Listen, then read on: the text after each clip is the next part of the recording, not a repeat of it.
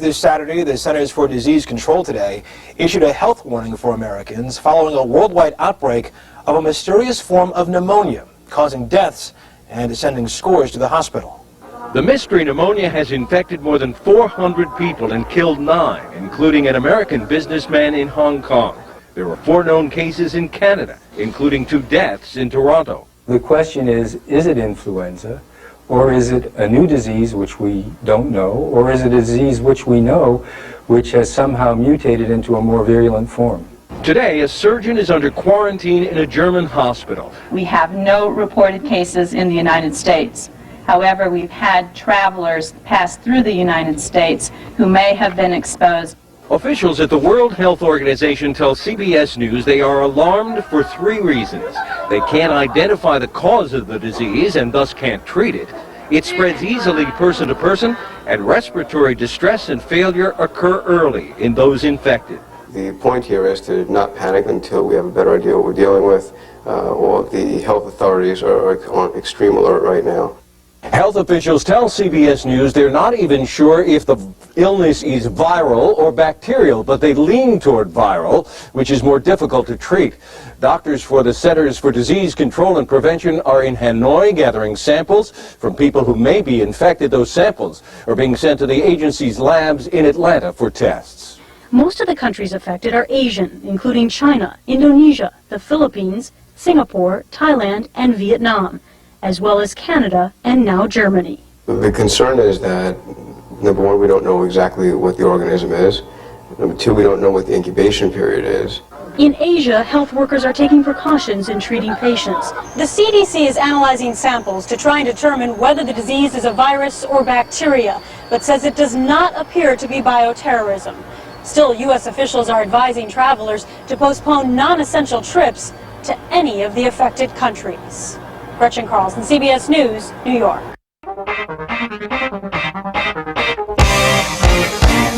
Merry Christmas. Hooples. Meow. Just want to talk about the flu that's going around at the moment. The World Health Organization is taking it very seriously, and we're doing a few things at work, but not a lot. There are a few cases in the GTA. We don't have any in our hospital, and we're keeping an eye on it. It doesn't appear to be a severe infectious pandemic at this point, so I don't think we need to overreact. But at the same time, it is concerning. The world is due for a flu outbreak that will kill quite a lot of people. So me and Kitty are just doing what we normally do at work, but being a little bit extra cautious in terms of masking and hand washing and not taking too many risks. But it's been an interesting week for the news.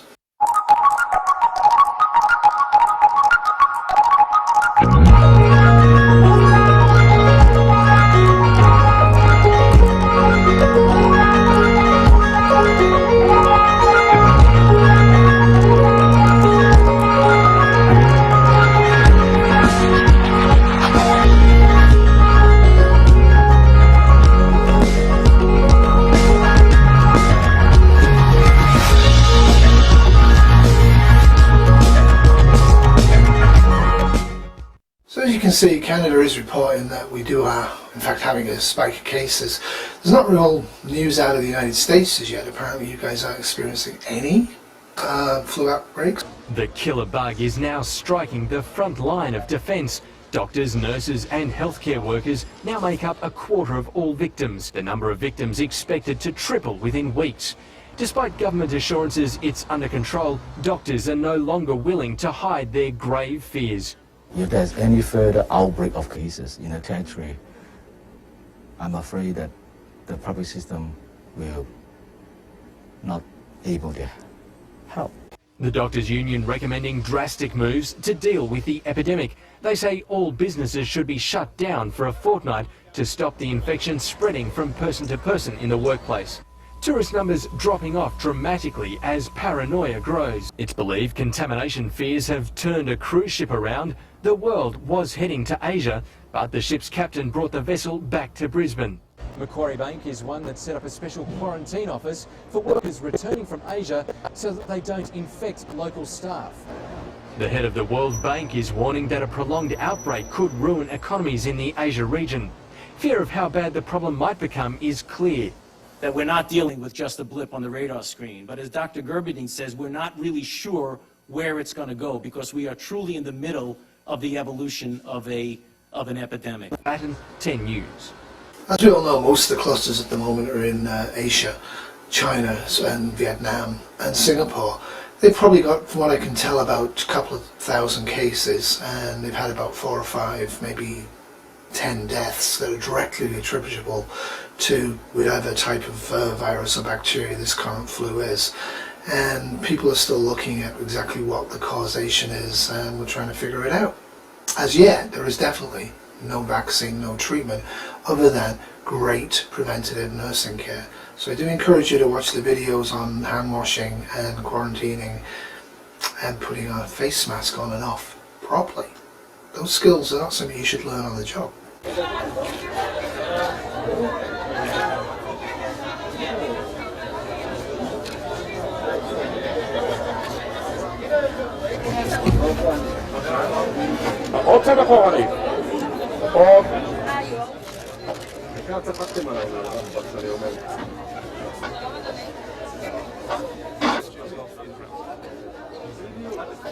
Passengers coming from Toronto by Air Canada will arrive in this lounge.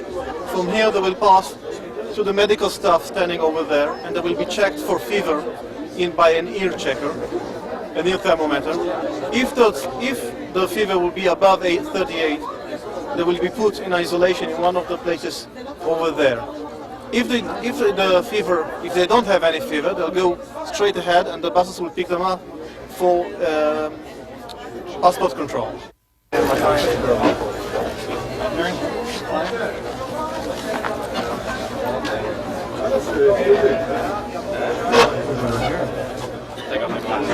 So, of course, the main news was Israel overreacting and basically quarantining a couple of thousand Canadians this week who arrived on airplanes and doing some preventative screening and all the rest of it.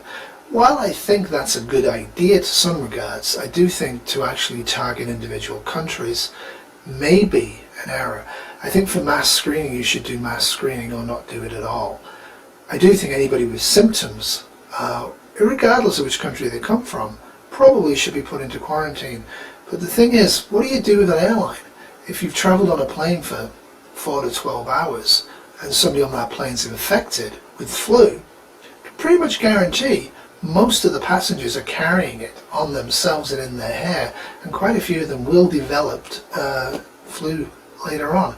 As I keep telling everybody, for about 24 hours or so before you have any symptoms, you're infecting other people. There's nothing there. If they want to do this, it's fine with me. Like, let them do it. But it's not the most, there are other things they should be looking for instead.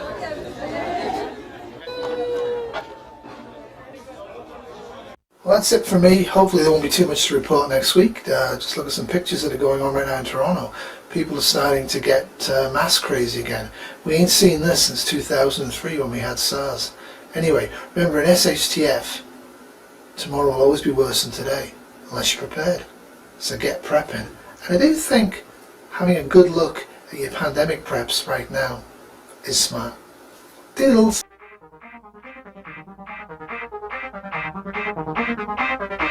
Well, as you probably all know by now, the flu, which we still haven't figured out what it is actually in Toronto, and there's like about maybe 30 or 40 patients with flu in one of the Richmond Hill hospitals, which is kind of heavily an Asian area, and predominantly most of the patients so far are Asian.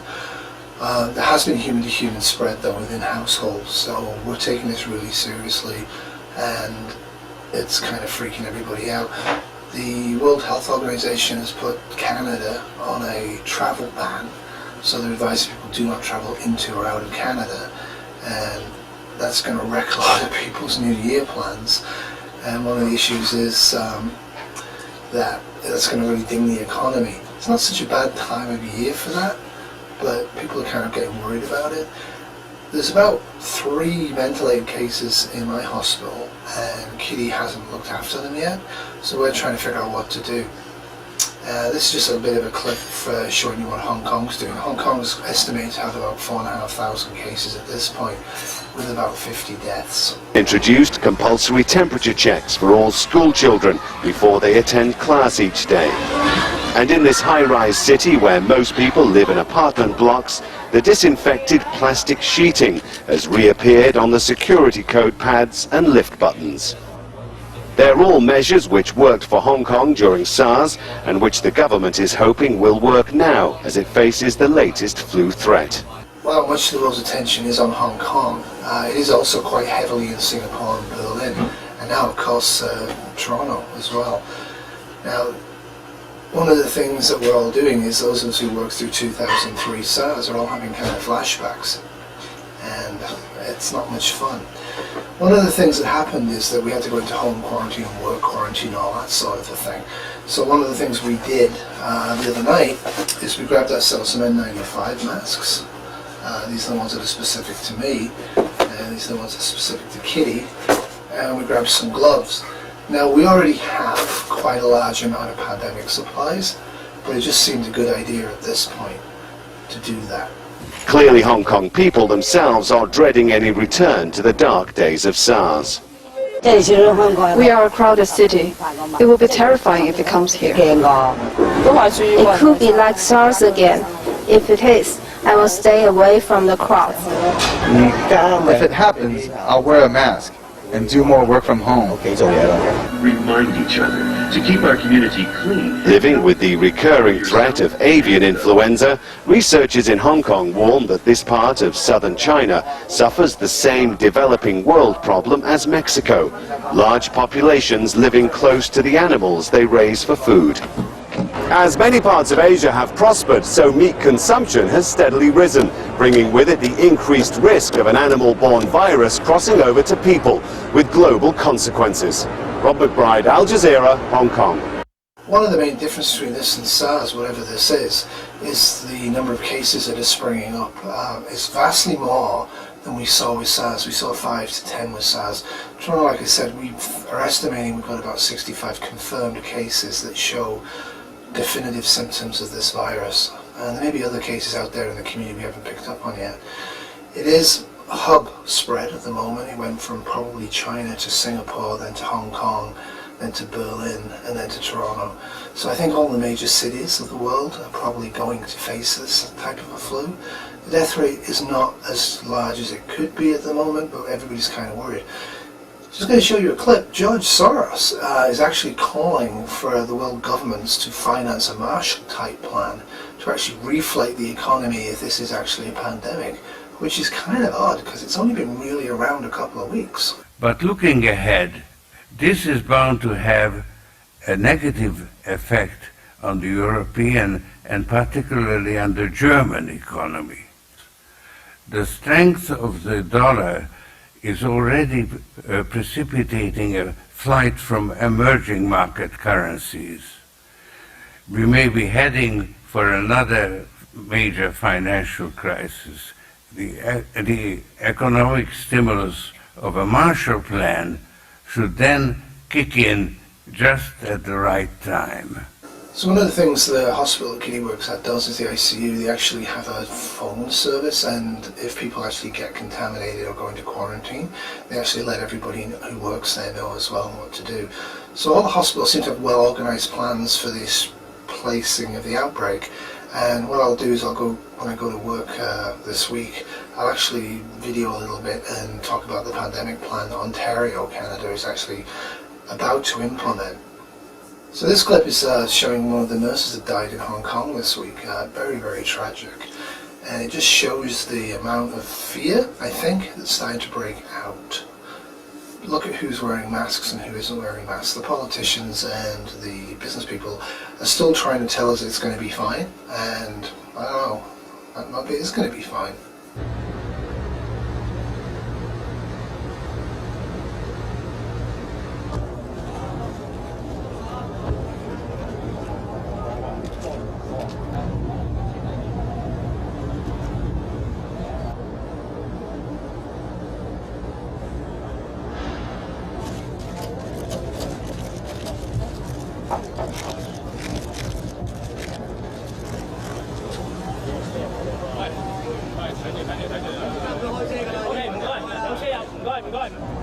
So with the WHO's worldwide travel ban of flights into and out of Canada and Germany and Hong Kong and China and Singapore, as I said, the main effect at the moment is economic. And so the Canadian government actually went to the World Health Organization to plead the case for this not to be put in place. But as today, you can fly now in Canada, but pretty much most flights that aren't Canadian have been cancelled. So what happened? I can tell you a few things. I've just jotted a few notes here. We had a great exchange of information over the past hour with Director General Brundtland. I should mention that we had, in the Canadian context, all three levels of government present. The local level of government, the City of Toronto. I represent the province of Ontario, and we had Health Canada officials as well. So she was able to get in real time the latest in our country from all levels of government that are working together to battle. Then it doesn't appear as if the travel ban will be lifted immediately. I don't think we should. I'm certainly not jumping to any conclusions. I believe that regardless of what that decision is, you are seeing a further working together of World Health Organization with our officials in Canada, as is happening right now as we speak in Asia as well. I respect the World Health Organization. We're going to have some more to say tonight, I can assure you of that. So one of the things I like to do is I don't just look at the media sites like CNN and stuff like that. Most of them are data mining and harvesting from Reuters and AP. One of the things I was looking at is what people in Hong Kong are actually saying about this. I think this is really important. This is looking at it from the economic point of view, and again, if you read between the lines, what people like George Soros and this guy are doing is they're actually expecting this pandemic to be way, way, way worse than SARS was. If the impact is short-lived and in the second quarter and it's limited to tourism, then I think the damage won't be severe. The prospect is that it becomes a global pandemic, and in that case we see a derating of Hong Kong, that people simply don't want to travel to Hong Kong, and you get a contraction not only from the tourist sector and the knock-on effects to private consumption, but investment and trade flows also suffer, and this could have a catastrophic impact on Hong Kong's GDP were this to come about. Trading activities, they've moved sensitive positions to safer destinations or locations in order that trading books not be left exposed to the potential that key staff would be quarantined, and I think that's the first round of this. Obviously, I think the entire business community is developing contingency plans about on what to do in the event that the epidemic becomes more serious. So if that continues for an extended period of time, I am quite sure that he's right. It's going to be drastic, not only for Hong Kong, I think it's probably for some of the other places as well, because internationally, Hong Kong do business worldwide, and if anything happens to Hong Kong, it probably affect the other side as well. So I think it's becoming a rather international scene. We've scaled back our GDP growth forecast for Asia ex-Japan by about 0.5 percentage point to just over 5%. Some of the economies that will be more impacted from this would obviously be the most tourist-dependent economies, Hong Kong, Thailand, and Malaysia. So there you have it. That's the news this week. I wish you all a prosperous and healthy 2019, and I specifically wish myself a healthy 2019. This is looking like a severe flu outbreak, certainly probably one of the worst flu outbreaks we've had since 1968. And I think at this point, if you can get access to hand sanitizer and face masks and disposable gloves, you might want to consider it. I'd also at this point cancel any vacations I was taking, and at this point I would also consider maybe looking at ways of limiting contact with other human beings. I'm not talking about panicking, I'm not talking about bugging out to the hills, but I think this is something we should all be looking at. Bearing in mind, flu is contagious before symptoms appear. Happy New Year, everybody. Toodles.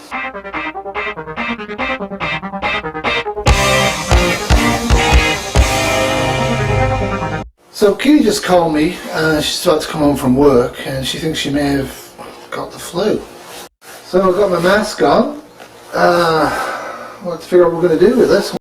So we wound up intubating her, and some of our nurses seem to be having some symptoms, so I'm just a bit concerned. From Richmond Hill. How's your neck? That's not good. No. No. So I just don't know if I've been exposed to this flu, when she was really sick, having a lot of difficulty breathing. I don't know if she'd aspirated, but she was nauseated, vomiting, and febrile, and sick. So I think we probably should try to stop spreading this in case it's around. Okay, so put a mask on, get you in. So, I don't know what you want to do. Well, I think for now, if you go in the front way, and I'll stop using the front way, you just use your bedroom like you normally would. If you use the upstairs toilet, and I'll just use the downstairs one, we'll try and figure it out.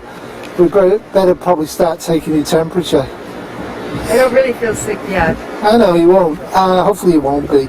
You probably need to figure out getting your hair cut at some point as well, eh? Well, I'll just put it up. I just have it for now. Alright. Something.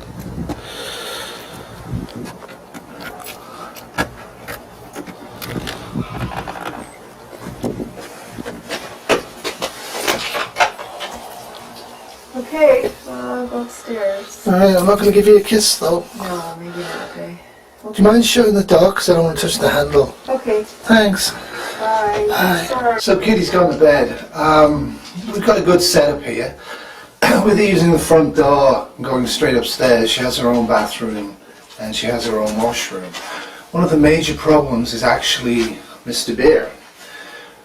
So we're going to actually barricade off the bottom of the stairs so we can't go up. Becky, of course, cannot go up the stairs, so that's a good thing. But one of the things you need to be doing if you are actually quarantining is actually making sure that any virus that's been contaminated onto the area has been removed. So the upstairs is considered to be contaminated until such time as like about 10 to 14 days has gone by and she's actually symptom free. At that point there's no virus, I'm not worried. If she gets sick, once she's recovered or not, the entire upstairs would have to be cleaned, and for that I would use full personal protective equipment, a full suit, disposable shoes, big mask, eye goggles. Having just been exposed, the chance of her actually spreading it to me is very, very remote at this point. However, I'm still concerned about that. Having lots of soap, I mean we've got like a lot of soap, and soap and water is actually great for cleaning your hands.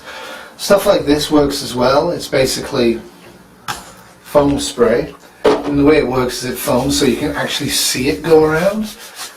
Now one of the things that I will be doing in the near future is removing the ring. You should not have jewellery on your hands at all. Wristwatches as well, none of them, okay? I already clean the outside door handle because I don't want people coming by and catching it. But I'll use something like this product, but any basic strong bleach will work. And what you do is you just take the out, and you can wear gloves for this, but you don't necessarily need to. But with this stuff, you might want to wear gloves if you're using a lot because it's antiviral. And you just clean the door handle like this. Make sure it's very, very wet all around. As soon as you finish with this sort of thing, don't scrunch it up. Get a container that's special for the product right here with a lid. Drop it in. Close it down. So obviously the car's considered to be contaminated as well. Now what Kitty's in right now is what's called work quarantine. Until she actually has the flu, though she's definitely been exposed to it, she's allowed to work. Interesting, right? But she's not allowed to go anywhere. She has to be at home or at work. So she's allowed to get gasoline in the car, but she has to wear a mask while she does that. So obviously this is going to cause a major impact. She can't go to yoga, she can't go grocery shopping, she can't even really go out for a walk unless she stays 30 feet away from people. So it's going to be a major disruption. But it's for 10 to 14 days and it's well worth it. Because if she gets sick and I get sick at the same time, then we're in real trouble. If she gets sick and I maintain not being sick, I can at least help her. Well, that's it from me. I'm going to press ahead.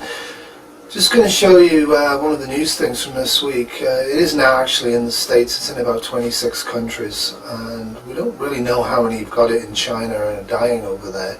But currently we've only had 3 deaths in Toronto, and that's pretty much guaranteed. And there's about 200, 400, maybe 300 people infected. It's really hard to tell because a lot of people have flu right now, so it's hard to tell if it's this type or just general flu. Anyway, take it easy. That's all for me for this week. Bye. As new cases emerge, quarantines expand, and the disease spreads to North America, the consequences are multiplying. So Cece, give us the latest tally. Well, as of this afternoon, Gwen, we had reported about 4,600 cases worldwide, 275 deaths. About 26 different countries now have cases of this new pneumonia-like illness. In the United States, we're reporting about 41 probable cases. That's been creeping up each day. 213 others, though, that are being closely monitored here in the United States. Thankfully, no deaths here at home. But aside from sort of the health impact, the economic impacts of this are really becoming quite large and quite serious. You're seeing, especially in Asia, the impact where you once had growth forecasts of 2, 3, 4%. Now they're down around 1 or possibly even no growth. There was a Chamber of Commerce official from Toronto speaking today about now all of the cancellations. Springtime is a popular time to go up there, tourism, baseball games. He said one convention that just canceled would be a loss of $20 million to that city's economy. A number of airlines already suffering are now calling for bailouts. They've been canceling flights. So it's a very broad impact. What about other, how we're handling this epidemic? I don't know if it's an epidemic yet or what we call it, but how is the U.S., how is the CDC equipped in handling it compared to China, which was accused of being sort of mishandling at the beginning, and the Canadians? And also when I think about it, the third world countries, and are they in real trouble? Potentially, yes, absolutely. If you see cases get into some of those third world countries, it could be very difficult to contain spread. With respect to, say, the differences between China and the U.S., frankly, the health officials here say probably a little bit of it is luck with the United States. They really scratch their heads and can't quite figure out why we haven't seen more cases, why we haven't seen death.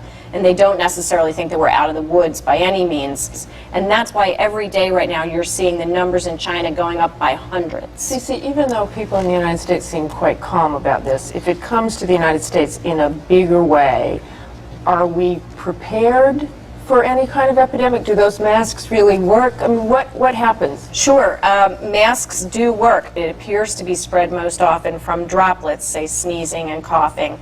Possibly also it survives on surfaces, and that's why it can be so contagious. There are simple things like hand washing. Believe it or not, there was a reason why our mothers told us to wash our hands. It's one of the best and simplest things you can do to protect.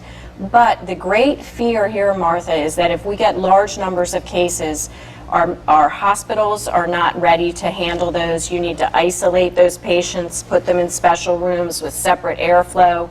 And also, frankly, the state of our quarantine laws in this country is a patchwork of 50 different laws. And there's a lot of anxiety about whether or not public health officials could really step in swiftly and isolate and quarantine large numbers. Well, in that sense, Cece, I've been wondering if this, in a strange way, is almost the kind of dress rehearsal for what might happen if smallpox or some other bioterror weapon were used against the United States. Sure, absolutely. And maybe that's a little bit of a silver lining to all of this right now. And certainly what you're hearing from the medical community is that because of all the anxiety over bioterrorism, they certainly were more sensitized to watching for mysterious illnesses coming in. They're better, it's called surveillance in the medical world, and have their emergency command centers and that sort of thing. So it's a drill, but they're also spotting the weaknesses. That there is no need for hysteria or panic.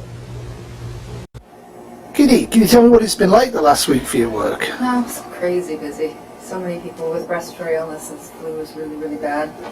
Lots of staff sick. It's been very bad. How are you doing? Well, I'm tired out, sick of being here. How's work quarantine going? Fun, lots of fun. Yeah? Lots of fun. Lots of mask wearing, lots of fun. Does it remind you of SARS or is it worse? I think it's different because I'm out in the hospital, where SARS I was just in the unit. But there's a lot of people sick, so in that sense, I think maybe it's worse. Right, well, go off and do what you do.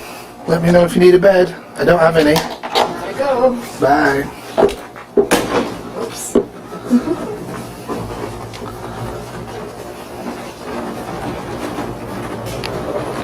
Hey everybody, here I am, middle of the night at work. Just thought I'd give you a quick update on what's going on with this pandemic. So, declared it a pandemic, and scientists all over the world are trying to figure out what exactly the virus is and if we can get a vaccine quickly enough.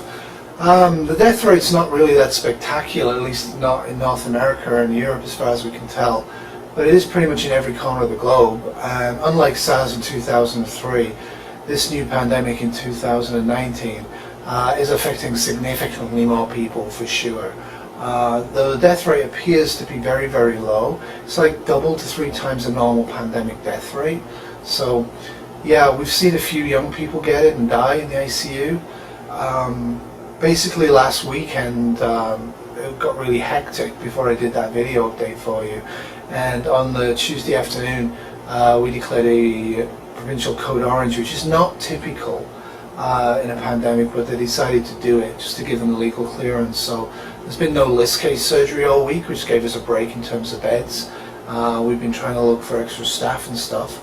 In SARS in 2003 we got staffing from Alberta and paid them massive amounts of money to help out, and that's not an option because everybody's got it this time.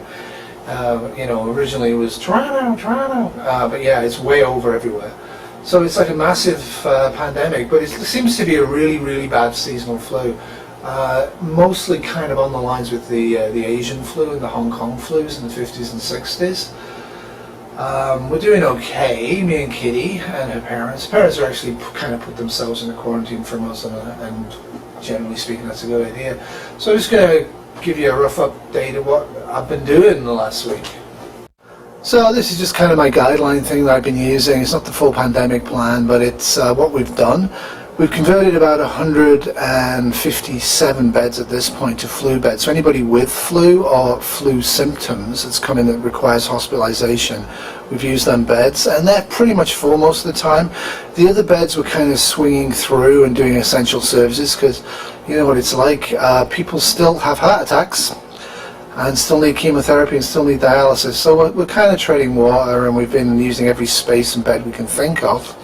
The emergency department and the ICUs have really took a pounding over this, and I'm not going to go in there because you have to mask and gown up, as you do in all the flu units, the 4 flu units. We set up, well, 5 flu units. We set one up this morning.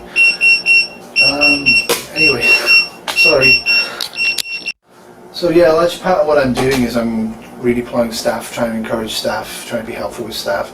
People got a lot of questions. We have actually distributed Tamiflu to quite a few people, and I'll talk about that either this week or next week. And things are going okay. It's significantly frightening, I think, for the population out there, but it's not as scary as SARS. It really just is bad flu, and a lot of people have had it and got over it or getting over it, so people aren't as scared as maybe perhaps they should be.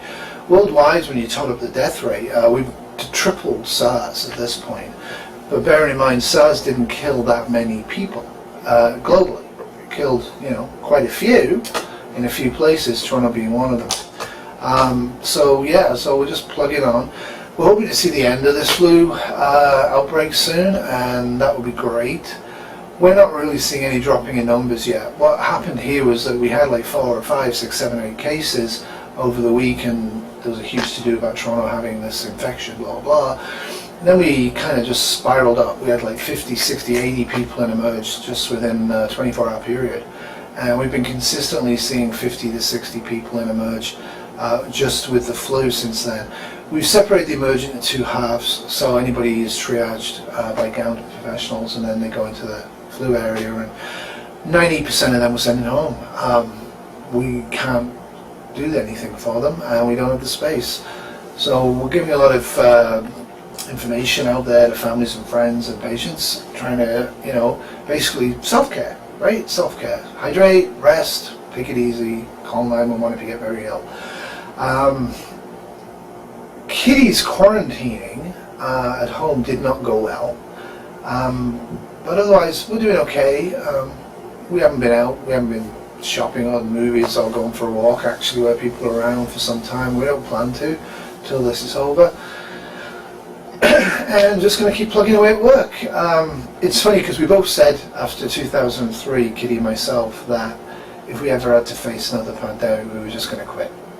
And we were pretty definitive about that. When it came to it, we didn't. We're out there working because somebody has to, and yeah, hopefully it wasn't fatal. I don't think so. I've really not had any sign of symptoms. I've got like a grumbling throat and I don't feel that well, but to be honest with you, I think it's overwork. The other things I'm doing is I'm using the stairs quite a bit. When I don't, I use back service elevators like this because very few people use them. Not a good place to be in a pandemic. The problems we've had this week is actually getting more supplies, and we've managed to get enough supplies that we are actually encouraging people not to use quite so many, but actually dealing with the waste is a major issue right now. So this is our central stores. It gets redone very often. This is where the pandemic supplies are. Yeah, we use them all quite quickly. So like I said, we're trying to hoard what we've got. But we do have a fair amount of gloves and masks and gowns floating around. So hopefully we will be okay. It remains to be seen. We are encouraging minimal use of stuff, but one of the main things from SARS was if you reuse gowns and masks and gloves, you're going to get infected and you're going to get sick. So we are using a vast quantity of material, and of course pretty much every rich country in the world and the poor country in the world are doing the same thing right now. So actually getting supplies is going to be a major key factor if this keeps going. However, most people are thinking that we're going to pass the peak probably in the next 2 or 3 days, which would be a good thing because we're all getting really tired. So this is just used linen, and this comes from the flu areas, so it's been specifically bagged and tagged for that, so we know. And this is just from what we designate the non-flu floors. So again, we can tell at a glance what we're dealing with. We deal with all of them as potentially infected, but obviously the ones that we know are infected are much more of a biohazard than the others. One of the things we do is, like, when we're going to go into the flu areas, we actually gown up and mask up before we go, and then we use our washroom to get rid of them. Because to be honest with you, flu areas, I don't trust them. I mean, we reduced visiting, but they haven't stopped it entirely in this hospital, which I think is a mistake. And I don't really trust the hygiene of visitors and actually staff in the high areas of flu. So I'd rather have my own stuff and deal with it myself calmly in my own washroom. And that's what we've been doing. So these are standard leaflets we're handing out to people, how to look after themselves at home. Fairly basic information. I'll probably go through this at some point. And when and how you should actually summon medical help. It's kind of funny. This is all the people who are actually on the pandemic operating committee that we've got going right now. And at night, they're all me. I have a few people at home I can call, but basically day to day, night to night, on weekends and nights, it's me or my co-workers, and we're really getting kind of tired. We've got 2 co-workers down sick, so we've all been doing like whack loads of overtime, which is not a good idea in a pandemic. But we're all trying just to eat, sleep, focus, and trying to grab whatever rest and fun we can have at work while this is going on. That's it from nights. Another service elevator. Going back up to the office again, trying to jiggle beds, trying to jiggle staff, trying to jiggle supplies. It's working. Hopefully it won't be for much longer. Laters. The Silent Invader, an up-to-the-minute report on Asian influenza. Throughout history, mankind has been forced to wage many battles in order to protect his family or nation against misfortune, disaster, or even possible extinction. Now, sometimes these wars have been, well, they've been catastrophic. There was the catastrophe of 1918, when an influenza epidemic swept through our own nation, as well as the entire world.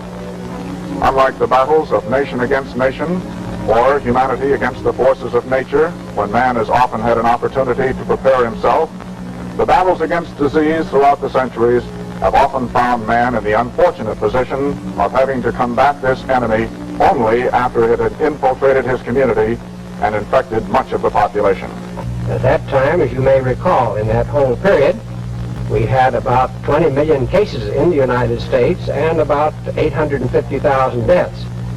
But I would like to add that conditions are quite different now than they were then. In the first place, we have a mild strain of influenza, not a virulent strain. In the second place, we have the antibiotics to combat any complications that might arise, which we did not have in 1918. Because it means only a short 6 weeks from the time the first cases were reported in China, they occurred in the United States. This indicates the great rapidity with which influenza and influenza-like diseases can spread over the world.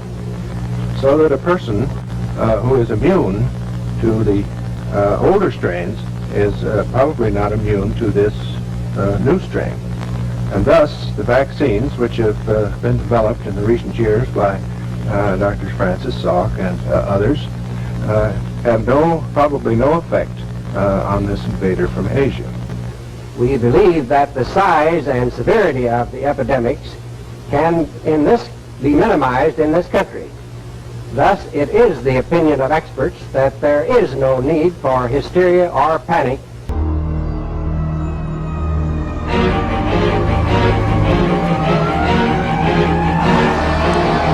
It's a new virus. It's a new pathogen. You don't even know for sure which virus it is. Well, this pandemic's killing me. I really need some sleep. Yeah, it's very bad at work, really. There's just so much happening with the trying to separate the infected from the non-infected, and there's been a lot of death. People are having to wait for their list case surgeries because they're canceling them all. So, staff are getting sick. So people aren't coming into work, so we're having to do extra shifts. It's running through supplies. It's not very fun. And then you come home and you don't, anytime you have an ache or a pain, you think maybe you're getting the flu again. So it's not very nice. And the quarantine of you felt miserably, so much for all my prep plans. Yes, I couldn't stand any longer with your cooking, I'm afraid. I'm used to a lot of variety, and 3 days of toast and beans, thank you, Hooples, just wasn't cutting it. Well, at least we have plenty of food. Plenty of people right now don't have much variety with the state all the shops are in. Yes, and you needed my cooking. So, getting over my beans, I've decided to make some experimental stuff with stuff we have around home. So I made this, it's chickpea flour and water, and it makes a tofu with some spices and stuff. And I'm going to brown it, mix it with some veggies, some rice noodles, and a peanut sauce with coconut milk and sriracha and spices, a bit of cilantro. Do them up in the pan. Can I have a taste? Of what? Chickpea. Yeah. Interesting. It's the first time I've made it. Good. I'm just coating it with a bit of cornstarch. Hopefully that'll make it fry up nice and crispy. Yumbly yumbly. Cooking it in some oil. We'll see how it goes. So to go along with that, I thought I would try making some bread, because there's not a lot of fresh stuff in the shops, and I shouldn't go out to them anyway.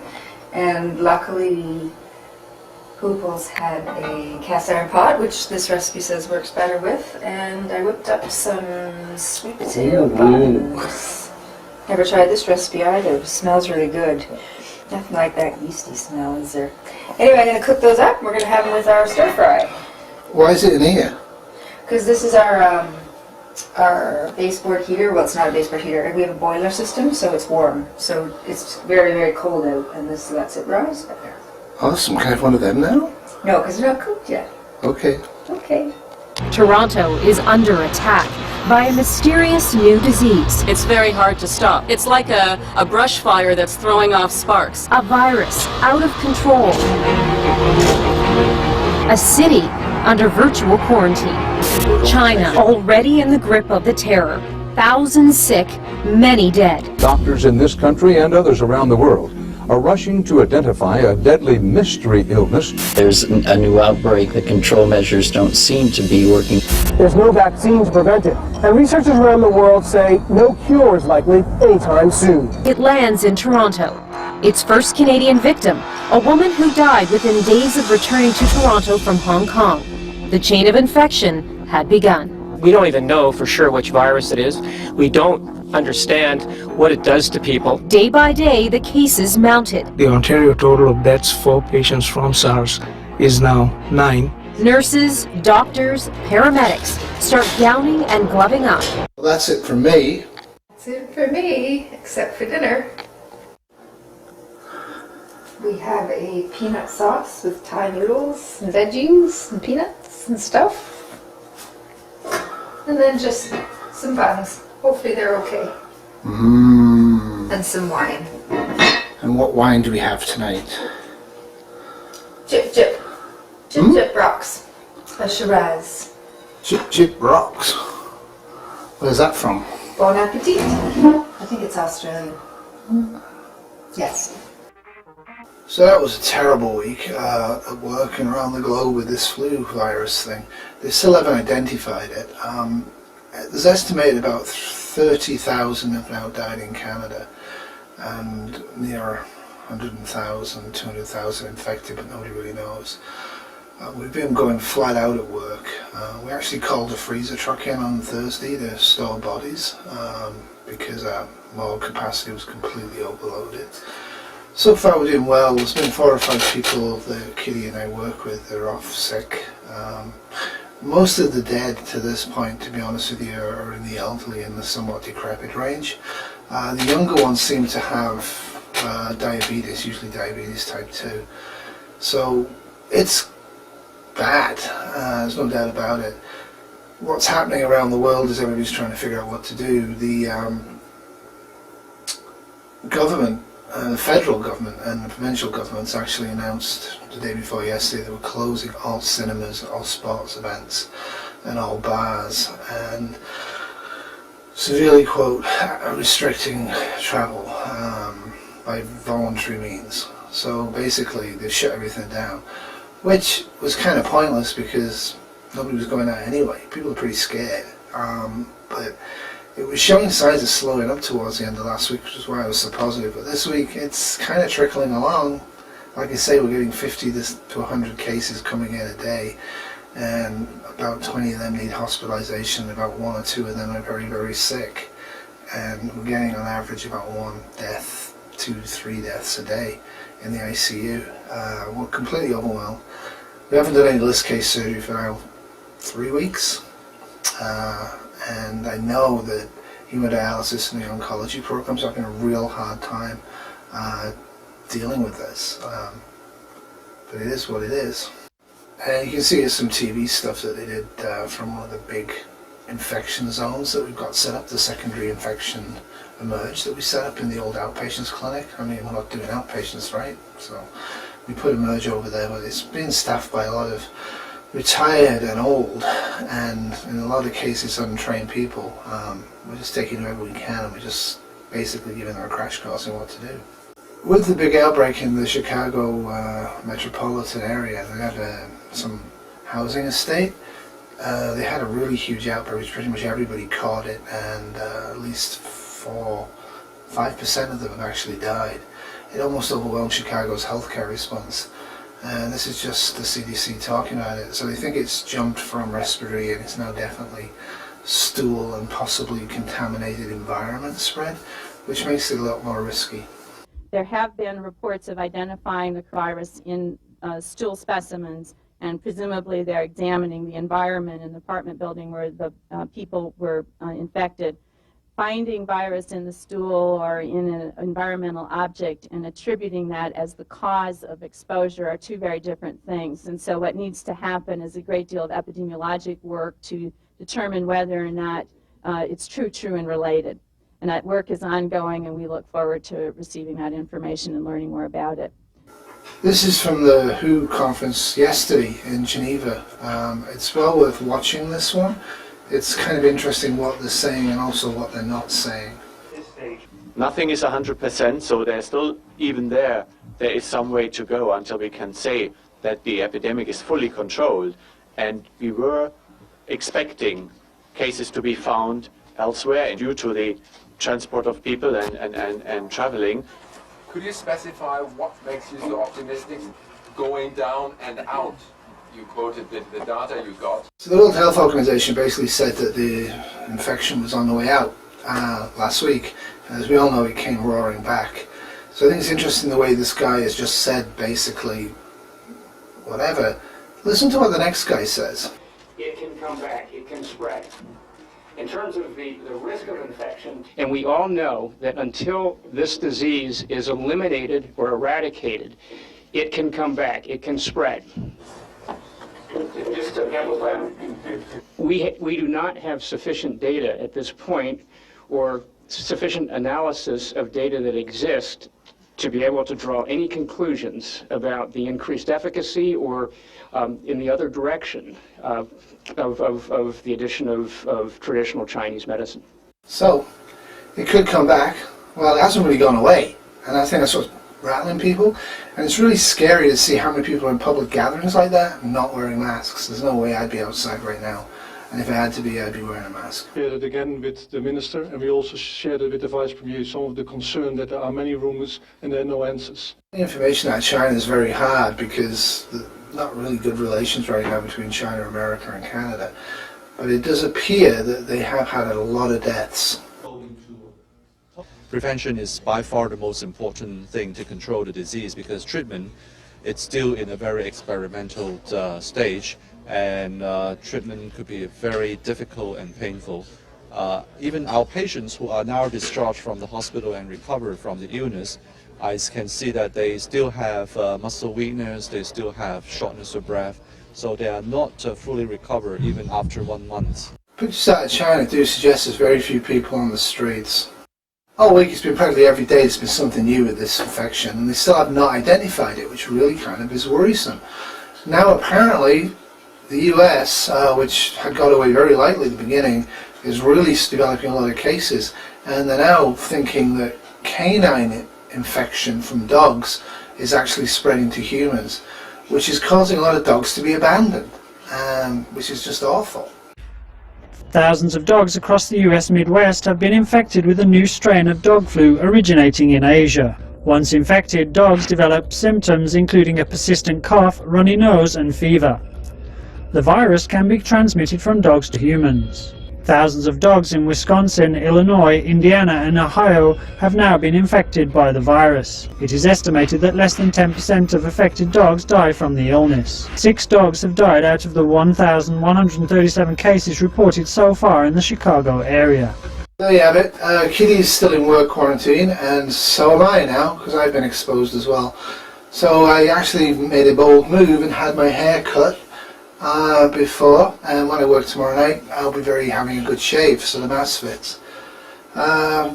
Stay cheerful, stick to the advice you're getting, wash your hands, wear a mask if in the public, try and avoid public spaces, hydrate, bed rest, avoid hospitals. For sure, I think as preppers, with having a lot of tin food and toilet roll on hand, certainly we were ahead of the game in that regards. Anyway, I'll see y'all next week. This flu has now been roaring along for about 1.5 to 2 weeks. It should start dropping over the next week. Well, what a week this has been. It's chaos out there, absolute chaos. It's chaos at the hospital, everybody's terrified. The normal flu deaths in Canada is about 3,500. So far this flu season we've had approximately 15 to 25,000 deaths. Now it is mostly the elderly, and it is also people who seem to have diabetes type 2. But we've had a significant spike in the last week of young people, people in the age group beneath the age of 30, and that's really starting to freak people out. However, there is some good news. They have identified the virus. So it appears to be a variant of the Westbourne virus. The Westbourne virus has been around for quite a few decades. It's quite deadly to animals. It's never really infected humans before in any way like this. What it does appear to have done, it appears to have transmutated probably with the H1N5 virus, and they appear to have actually fused, or they picked up DNA or RNA from each other. Nobody really knows. What we are trying to do right now is everybody across the world is trying to actually figure out an antivirus flu jab, and I'm pretty sure that even the anti-vaxxers, once this virus is identified and properly identified, and we have an anti-vaccine for it, I'm pretty sure they're going to line up for it. So the West Brom virus was first found in 1955 in South Africa, and it's been an African disease, mostly affecting sheep. And what's happened is somehow or other it's managed to get into China and into their pig and poultry, and it's been spreading by direct contact to people, and people have now developed the capacity to pass it via droplets, and also probably by sweat and saliva and probably feces. So pretty much it's extremely infectious and it's traveling everywhere. So when you take it off, you should have goggles on. I've got glass on right now, but if you're in contaminated areas, you need goggles. First thing you do is wash your hands. Hold the glasses and remove them. Put them in mild bleach. They're highly infectious. This is highly contaminated. Get the bottom strap, put it to there. Get the top strap and hold them together. Very gently, holding your breath.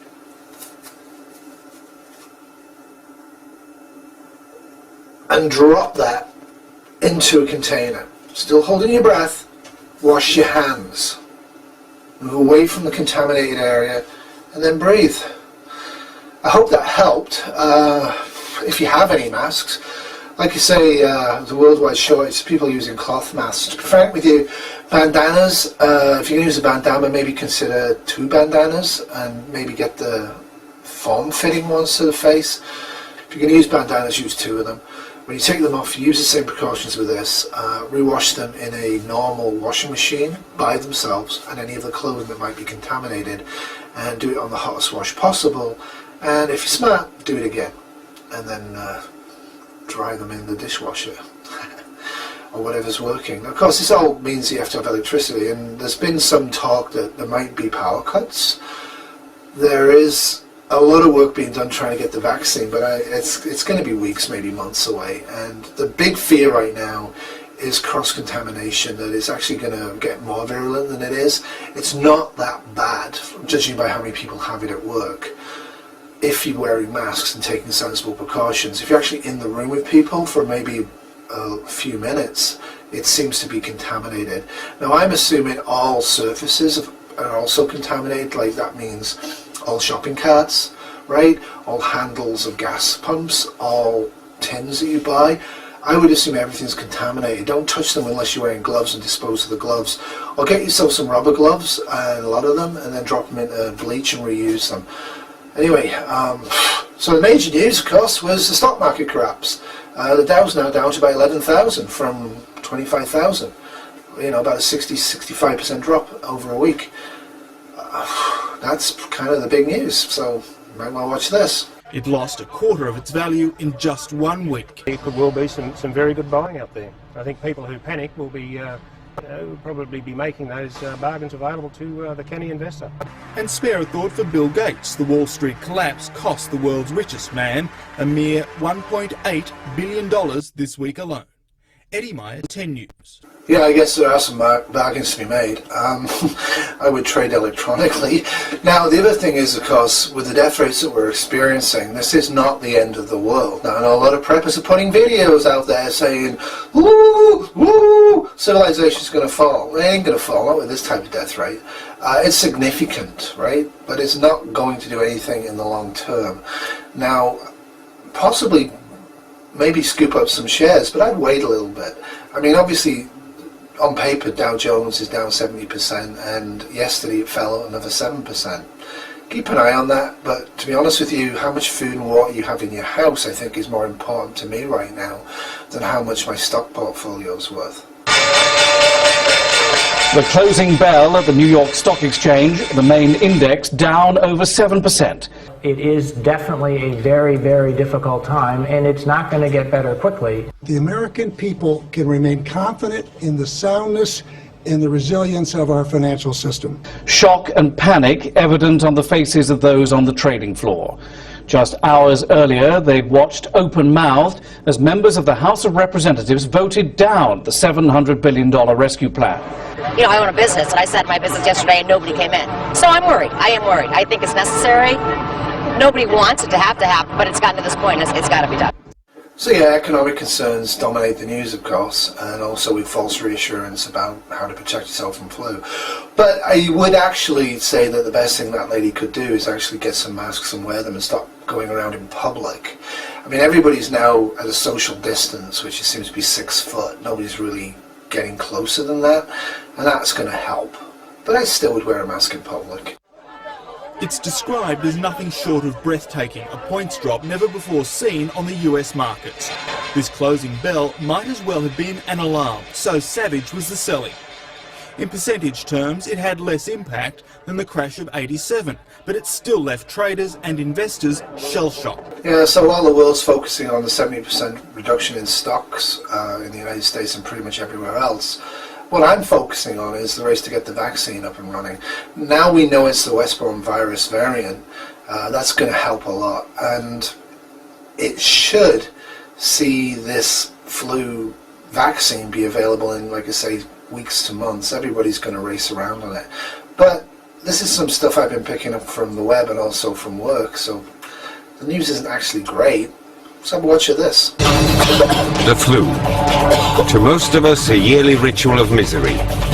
Nothing more. But now there's a flu out there unlike anything the modern world has ever seen. The track record of this virus is just terrible. It's a disease that could kill the young and healthy in astounding numbers. We are not talking hundreds of thousands of people, we're talking millions, many millions. It's a virus potentially as terrifying as the most deadly plagues known to man. And it's just an evolutionary tick away from becoming highly contagious. Now, a fellowship of the world's leading scientists are in a race to understand the virus and make plans to prevent it from spreading. Pandemic influenza will be one of the single greatest tests of our human system. The moment is pretty clear. This is like a really bad Asian flu from the 1960s and 50s. We're looking probably projected at 3 to 4 million people dying from this over the next week or two, maybe 3 or 4 weeks. There's almost 8 billion people on the world. Try and get a sense of proportion. Like I say, a lot of the YouTube sites out there, it's like unbelievable. The hysteria and paranoia they're pumping into people and not giving people the straight message. Remember, wash your hands, avoid contact with people, use an N95 mask or something similar wherever you can, and make sure that surface contact, clear it. Get bleach, get a lot of bleach and use it. Use strong bleach, there's loads of recipes online. Consider everything to be contaminated and everyone to be contaminated until this is over. And be able to stay in your house for weeks to months. If you haven't got supplies in yet, go and get them. But wear a mask, do it on a quiet day of the week and be very, very careful. And there is a lot of reported food shortages, but we should be seeing the end of this in the next week or two. I keep saying that every week, but I'm hopeful. If this virus does get away, I wouldn't paint a very pretty picture of what's going to happen. Now go inside the race to understand the virus from the front lines in Asia to top secret labs around the world. Is it a false alarm or the birth of the super flu? In hot zone labs around the world, as they race to keep up with a deadly new microbe that is always one step ahead of them. They've been tracking its genetic mutations as it moves closer and closer to becoming highly contagious. If it does, it could trigger a global pandemic more deadly than the world has ever witnessed before. And what we're seeing at work is like a variable response. The vast majority of people are sick, but they're getting over it. A tiny percentage, maybe 3, 4, 5%, are not getting over it. They're getting severe respiratory infections, they're getting sepsis. It's the cytokinase cycle, just going crazy with them. And they're getting a bit of a DIC, a disseminated vascular coagulation, and they hemorrhage to death. So because of workload and everything at work, what we're doing is once people start to go into the cytokinase spiral and start to need a large amount of blood pressure medication, we're actually taking them off the ventilators and letting them die in a separate part of the ICU. We have no choice with this, but what we've seen is hemorrhage, massive hemorrhage, DIC, disseminated intravascular coagulation. It's not survivable anyway, and there's nothing we have and nothing we've tried that's done anything. So because of the sheer volume, like I say, when we were last week seeing 3 to 5 patients a day that really needed high-level ICU care, we're seeing about 10 to 15 to 25 some days right now. So we are triaging. We're triaging people who have the chance to survive. And right now, one of the issues is diabetes type 2. We are not aggressively treating people with that who have severe symptoms. It's a little bit like Ebola. It causes hemorrhaging, neurological disease, leaking from all of the vessels, and generalized damage. If we inoculate a chicken with this virus this afternoon, tomorrow that chicken will be dead. Again, our immediate thought was, boy, has this been spreading and we haven't detected it? What's going on? The lack of foresight is frustrating. We have no problem whatsoever spending billions of dollars to protect our strategic, national or regional interests. No problem. Yes, when someone says, let's put together the capacity to rapidly produce an effective vaccine and ensure that we can produce a dose of that vaccine for every single individual on the planet, we seem to be caught in the headlights. Yeah, healthcare cost containment, that's been a big thing over the last few years and pretty much everywhere. Most places have national health services, which is really helpful. America's having a lot of trouble because of tracking people across state lines. And the fact that the different states have different levels of quarantine in place for people who are symptomatic. I think, I'm fairly sure the White House is going to act on this.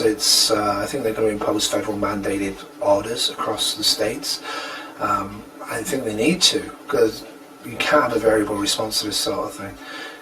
The airports still remain pretty much shut down across the world. The countries that do have them open are trying to tell everybody, don't worry about it, it's fine.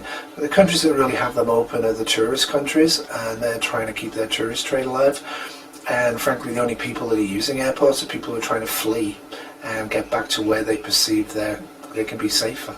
Major airports have medical personnel on standby and quarantine centers ready to be activated. Most industrialized countries now have plans that identify who is responsible for hospitals functioning, closing public places, and shutting down borders. Many countries are also stockpiling large supplies of antiviral drugs. And now a potentially effective vaccine is on the horizon. So we're still not getting much news out of China. Thailand and Vietnam are definitely, and Singapore are definitely hotbeds of this, and a lot of the world's attention from science is there, trying to figure out exactly the type of virus and its response and what's mutated in the Westbourne virus. And I think they're trying to tell us that this could be really, really bad. It will quickly spread worldwide, and then people in my hometown in the western part of North Carolina will share the same risk as the person here in Thailand. If this virus starts spreading at the rate that flu usually spreads, the consequences are almost unimaginable. An army of cells and chemicals called cytokines sent out to attack the virus could instead cause deadly inflammation. And we get what we call a cytokine storm, and which can be extremely toxic, and we essentially kill ourselves. If we're dealing with the pandemic today, this would be a nerve center for information management and monitoring and everything else. But to be quite frank with you, we will be monitoring a disaster without being able to do much about it. I think that's a take-home message from me. If this does spread beyond the spread we're seeing, and the super flu, as we're calling it at work, I think that's going to become known. The death toll in 1918 was about 20 to 30 million. If you increase the population size and do the same thing, we're looking at about 120 million people dying. We're looking at, 5 to 8 million people dying in the United States alone. The warning signs here, that's probably definite over the next few weeks. Probably definite. We're looking at death rates that we haven't seen since 1918. This is going to affect every avenue of society, every branch of society. Healthcare cannot cope with this level with the money that we've been given and the personnel we have and how we function. It's going to be every person, every family for themselves for a few weeks. But society is not going to fall from this. So please, don't be shooting people who come close to your house. Stop them from coming in. But don't watch those crazy videos people are putting out there. But they haven't even got the first clue about what actually is happening. So don't panic. Be smart. Be safe. Lock yourselves in your houses if you can for the next few weeks. I think it's that dire. I think it's that necessary. Anyway, I hope me and Kitty are here next week to see y'all. I'm hoping finally next week we can say the numbers are dropping. But right now, the numbers are getting worse. Stocks are took a pounding. Society is stumbling, but it's not going to stop with the death rates that we have. So don't think that it is, and don't do crazy, insane things. Be safe out there, everybody.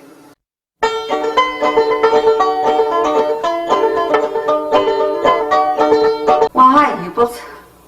This is Pepper Potpourri, and I just want to tell you how much I appreciate you doing your snippets of how the pandemic is affecting you in Toronto. And my thoughts are with you, blessings with you. I know it's got to be a really rough time to be in the medical industry. And what hit you first is now coming down to hitting us in Michigan. Let me take this off a minute. Oh, do you like my fashion statement? Yes, it's now becoming a thing to decorate your masks. You're seeing masks everywhere. I mean, it's like you're in Japan.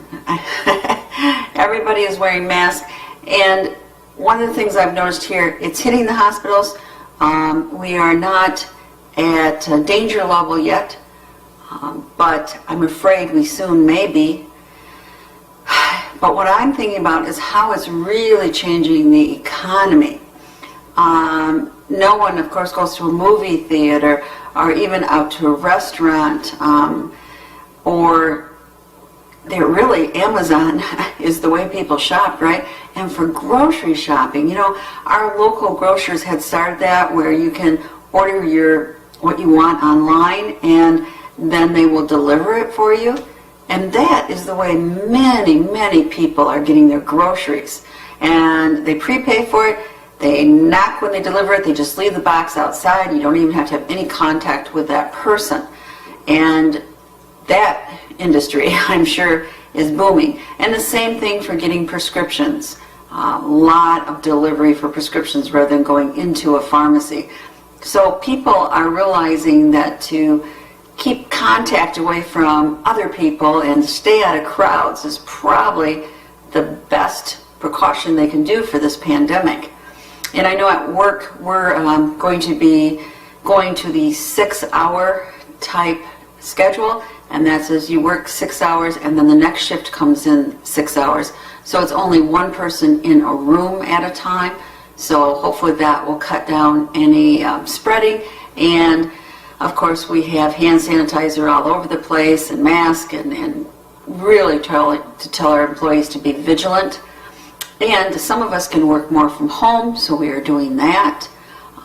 But let me tell you, if it wasn't for the internet and YouTube and Netflix, you go bananas, because that's where my social contact is mainly coming through.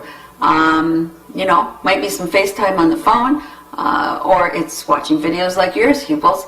So let's hope not too many people get a pandemic and all of a sudden we don't have any internet service. Well, and I have to admit it's affecting my own industry. I own a medical billing company, and many of our clients are surgeons, and people just aren't having elective surgeries right now. So if they aren't doing them, we aren't billing them, and we aren't taking our percentage. And you know, a lot of industries are going to be impacted that way. So I hope this pandemic isn't a long run one, because it will cause economic problems. Believe me. Anyway, stay safe and wear your mask. Wow, thank you, Pepper Potpourri. It really touches us to know that people are thinking about us, and to be honest, I've been thinking about you guys.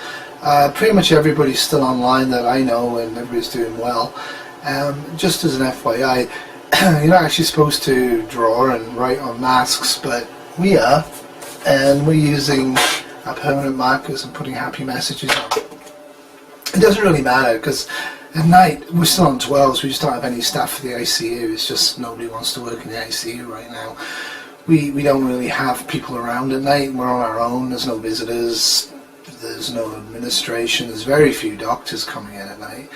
Much like you, we're still not doing elective surgery. We're now into like the 4th week of that. I mean, we're going to get through this probably in the next week or two, and then we're going to be working really, really hard catching up with all the surgery. So it hasn't really got any end in sight for us. Now the good news is that the pandemic seems to be getting better. We're not really admitting so many people anymore, and the case numbers have dropped significantly. So it appears to be self-limiting itself, though I believe they're still working on a vaccine. What else? Yeah, cool. I really like that mask, and I think it's great. We have adequate supplies. We had a period midweek where we were actually running out of gear, but we still have enough. So that was good news. And like I say, me and Kitty have got plenty at home, and we're not going out, we're not going to yoga, we're not going shopping particularly. We are using grocery delivery services as well.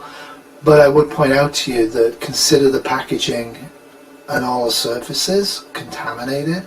Rub them down with Virox, because you probably got Virox, or at least bleach towels, and let them dry out. There is a possibility of the virus is drying out and then going airborne after you touch packaging, so I'd be really careful of that.